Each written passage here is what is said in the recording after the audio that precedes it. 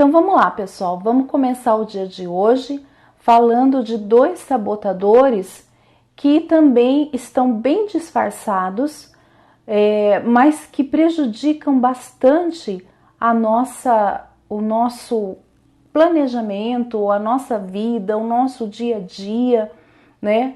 E que atrapalham, é claro, se nos prejudicam internamente, vão prejudicar também o nosso planejamento, né?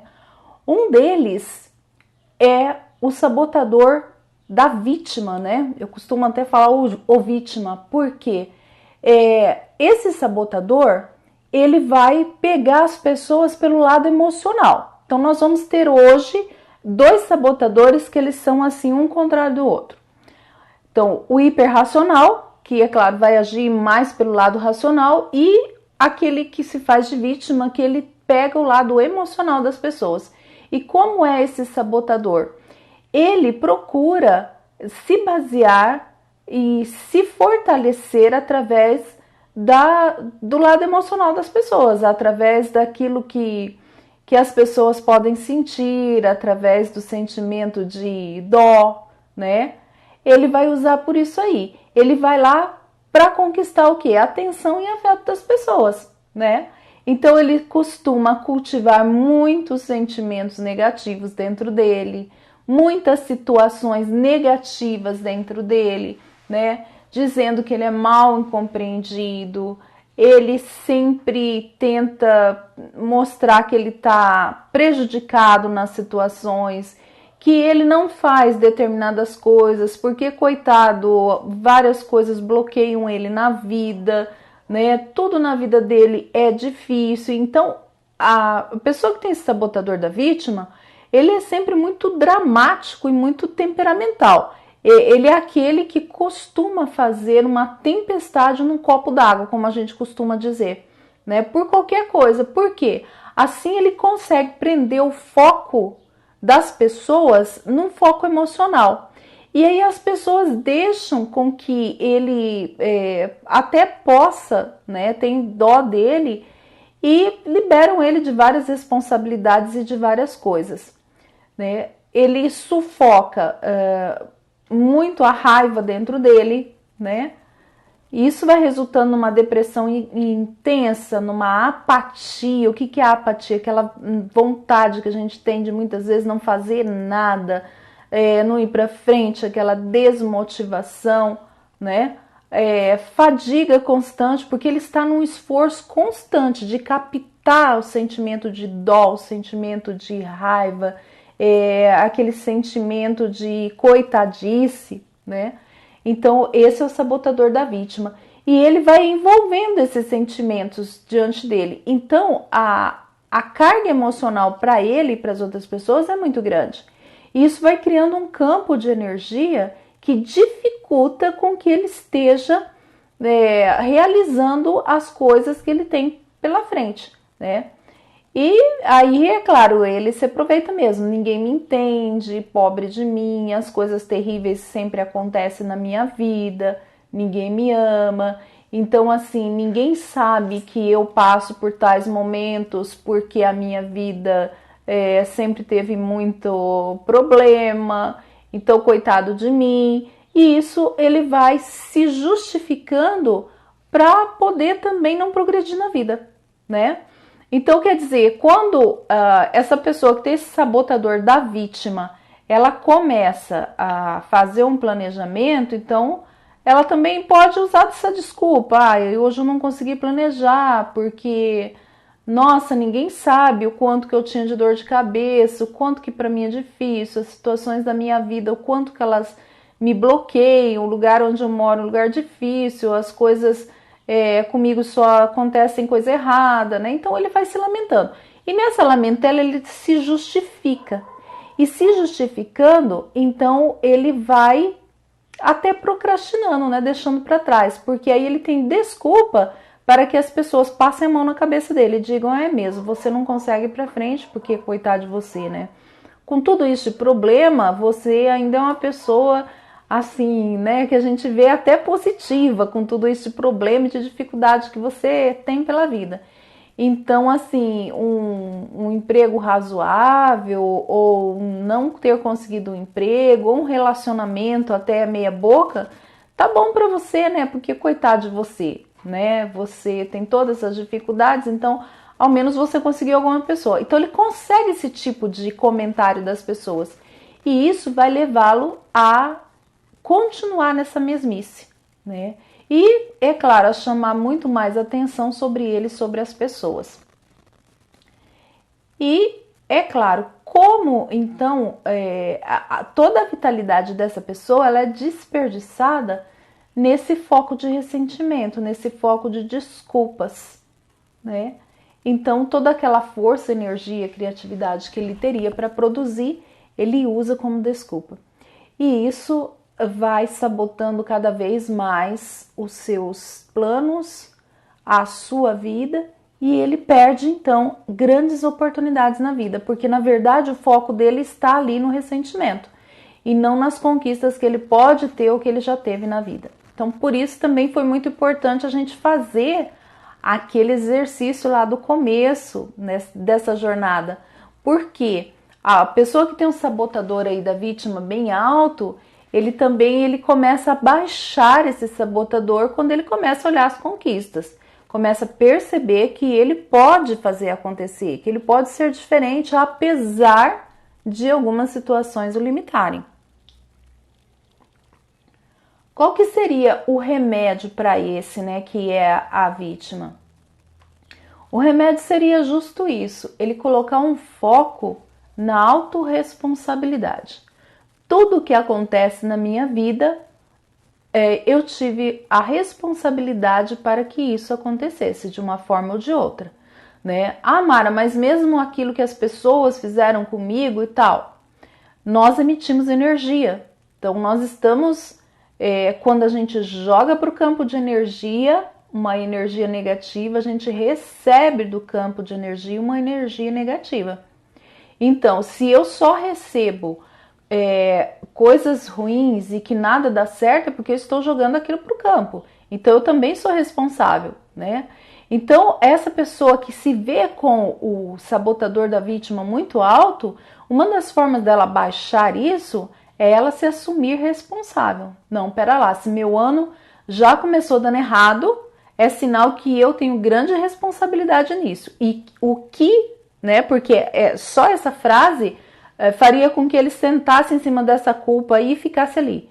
Então, se eu tenho grande responsabilidade nisso, o que é que eu estou fazendo para mudar essa situação? Isso também é bastante, a segunda parte é realmente a parte da mudança. Então, nesse dia, o que ocorreu de errado comigo e o que eu estou fazendo. Desculpem aí que tive algum problema técnico aqui com o meu suporte, mas tudo bem, né? Quando a gente está ao vivo é assim mesmo. Então, o que eu estou fazendo para que eu consiga realmente solucionar esse problema?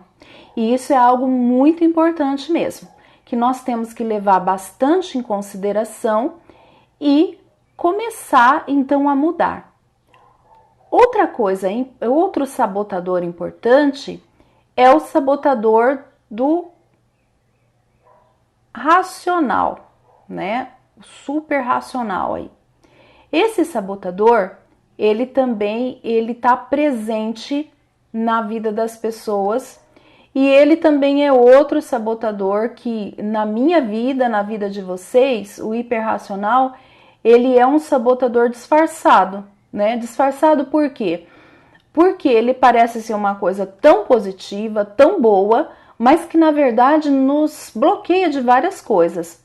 Por exemplo, as pessoas que têm o hiperracional aí em foco, né, em maior quantidade, elas procuram ter o foco delas principalmente naquilo que pode trazer um grande processamento racional e trazem até os relacionamentos para o racional. Então são pessoas mais frias, pessoas que estão mais focadas no ser distante, são às vezes intelectualmente arrogantes, né? Então ninguém suporta aquelas pessoas. E aí a gente pode dizer quanto que é difícil a gente se relacionar com uma pessoa que tem um sabotador do racional, do hiperracional instaurado nela. Porque ela pensa que aquilo que é interessante para ela é somente aquilo que está voltado ao intelecto. Então, quando ela se relaciona com pessoas que dão uma abertura maior ao seu emocional, elas acabam julgando essas pessoas, né? Achando que as pessoas são frias, achando que quando as pessoas estão magoadas por alguma situação, que elas não têm que dar o foco, e acaba trazendo grandes conflitos para o relacionamento. Por quê? Porque essa pessoa, ela tem um foco somente, ela acha que tudo na vida pode ser decidido pelo lado racional. E aí ela também não dá vazão para os sentimentos dela. Então, quando os sentimentos, quando o emocional começa a avisar que tem alguma coisa errada, ela não percebe. E aí que criam os grandes bloqueios e até as grandes depressões, né, na vida. Qual remédio, então, a gente poderia estar indicando para esse racional, né? Visto que esse ser tão racional assim, ele vai acabar provocando um grande vazio, né? E vai provocar também um grande sentimento de ansiedade, né? Então, que ele tem que estar sempre no controle da situação, ele tem que saber tudo, ele tem que ter o conhecimento mais alto do que os outros, porque para ele é sempre muito importante. Isso também pode afastar as pessoas dele, né? Então, é muito importante a gente perceber assim, que mesmo se o nosso racional está muito alto, que nós somos capazes, né? Nós precisamos olhar também para o nosso emocional, porque nós somos seres integrais, né? Nós funcionamos como um todo. E esse todo, ele precisa dar um equilíbrio para o nosso racional, né? Nós sabemos pesquisar as coisas, estarmos nos aprofundando a respeito daquilo que sentimos e da nossa realidade, mas nós também precisamos prestar atenção nos nossos sentimentos, porque esses sentimentos, eles são a chave para o nosso inconsciente e o nosso emocional é ele que nos conecta ao nosso lado também intuitivo e espiritual. É ele que nos dá o grande alerta de que algo não está bem. Então, se eu estou muito focada só no racional, eu posso também trazer uma grande rasteira para mim e nos meus relacionamentos, porque eu não sei olhar e acolher o outro como ser humano. E, consequentemente, eu não vou saber fazer isso comigo mesmo também, né? Então, quando a gente programa, faz uma programação também, um planejamento, como nós estamos falando e focando aqui, só focado no racional, a gente não coloca, por exemplo, que no dia a dia podem acontecer fatos da vida, né? Fatos como, por exemplo, uma imensa dor de cabeça quando você tem que estudar um texto para a faculdade, um imenso mal-estar, né? Ou algum problema com filhos, com parentes, ou com o carro, com alguma coisa que vai quebrar aquela nossa programação e que nós precisamos rever. E ser muito racional vai estragar isso, né? Então a gente precisa colocar isso, porque senão nós vamos ficar focados só naquilo que não deu certo e vamos esquecer daquilo que está fluindo.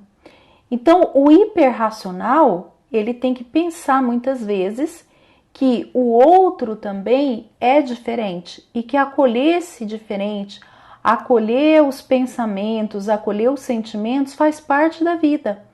Nós não somos máquinas, né? Não somos o computador que a gente programa ele lá para determinado momento ele funcionar e às vezes ele funciona, porque quando a gente programa alguma coisa, né? A gente trabalha aqui no mundo digital, a gente programa às vezes um post, programa alguma coisa, nem sempre dá certo. Às vezes a gente programa uma live e, como vocês viram no começo da live, o telefone cai do pedestal, a internet cai e não dá certo. Então, quando a gente não está alinhada com isso, aí a gente fica com muita raiva e não leva para frente o projeto, né? Então, muitas pessoas não levam para frente um planejamento, por quê? Porque elas são tão racionais, tão perfeitas, que o simples fato de algo não dar certo quebra todo o planejamento e elas não levam mais adiante, né? Então, saber também ter esse pensamento aberto que coisas podem acontecer, sentimentos podem acontecer, um mal-estar físico, emocional pode acontecer e tudo bem. No próximo dia a gente retoma uma programação de uma forma mais leve e mais suave. Então tira um peso das costas e também a gente começa a ver a vida com mais suavidade. E mais suavidade ela vai abrir uma parte que a racionalidade ela não controla muito, que é a criatividade. Quando a gente tem criatividade, as coisas fluem e fluem da melhor maneira possível, né?